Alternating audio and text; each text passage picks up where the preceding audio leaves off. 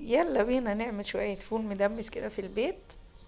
فول مدمس في البيت، حاجة كده جميلة جدا، وزبدة زي ما بيقولوا. حبة فول، مية مية. تعالوا بقى نشوف هنعمل ايه. انا هنا طبعا بعد ما حضرت حبة بقى في الدماسة بتاعتي، وحطيت باقي الفول في اكياس. اليوم اللي بعمل فيه فول انا بعمل بيه فيه فلافل برضو. نقيت الفول المدشوش، ونقيت الفول بتاعي اهو. زي ما انتوا شايفين انا جايبه الفول البلدي بتاعنا. حبيته حلوه وكبيره وفاتحه. هعمل ايه بعد ما هنقيه كويس؟ هغسله كويس جدا، هشطفه، وبعد كده هنقعه في الميه. بتسيبيه قد ايه؟ حابه تسيبيه من بالليل للصبح، يعني مثلا في حدود ال10 ساعات، قوي قوي كده. يعني يعني مش شرط 24 ساعة زي ما بيقولوا.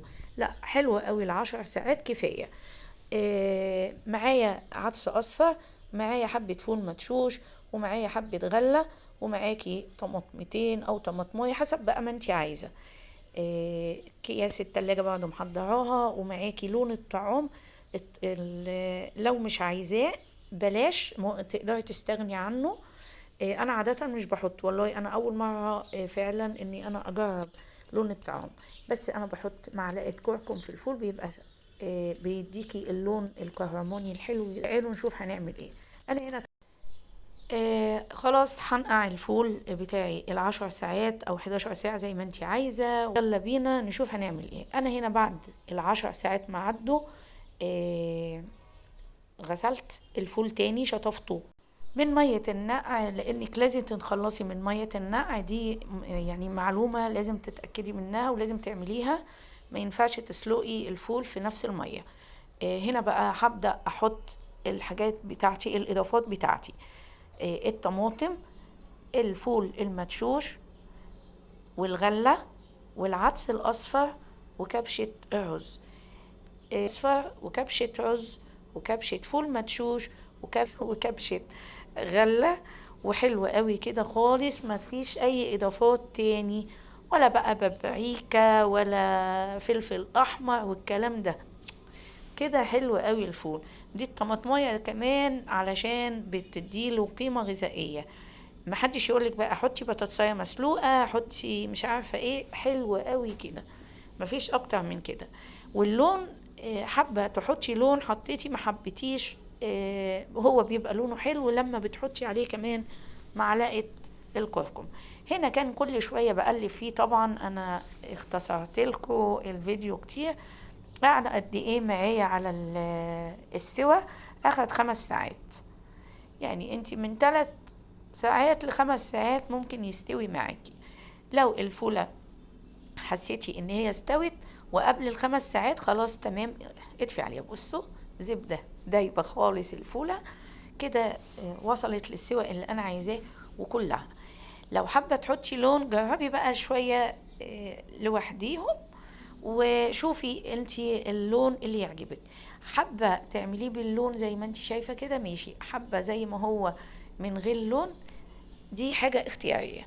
انا بقى هنا حطيت اللون، حطيت نقطتين بالظبط، مش اكتر. وحطيت كمان معلقة كركم، ظبط معايا اللون تماما، بقى لونه حلو قوي. وبصي، معلقة الكركم بقى هتفرق معاكي كتير، هتديك اللون الكهرمان، وهيبقى الفول في حتة تانية. آه طبعا بتقلبيها، حابة تدوبيها في حبة مية وتنزلي بيها على الفول، مفيش مشكلة. هي كده كده مع التقليب بتدوب، يعني ما تقلقيش، مش هتعمل اي حاجة.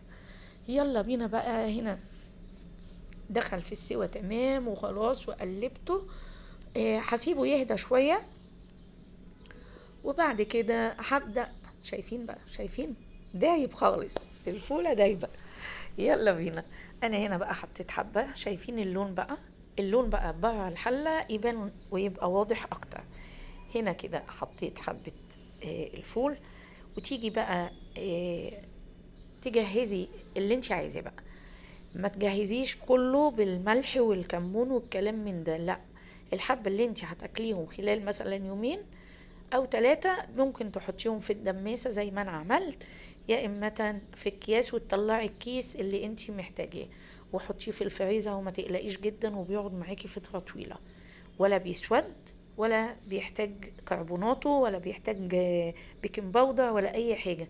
ما تقلقيش، ما بيسودش طالما انتي قافلة الكيس او قافلة الدماسة كويس. الفولة هتقعد معاكي بنفس اللون لحد ما تخلص. انا هنا بقى مليت الدماسة بتاعتي وشلت الباقي في اكياس. هنا بقى هبدأ اللي في الدماسة هو ده اللي انا هجهزه. حطيت كمون وشطة وهحط ملح. طبعا بتظبطي حاجتك لما بتدوقي، لو محتاج ملح بتظبطي انت اللي انت عايزاه.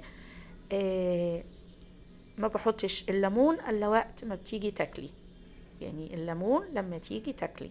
وحطيت الزيت طبيعي برضو لما هتيجي تاكلي هتحطي حبة زيت بقى كده يديله طعم.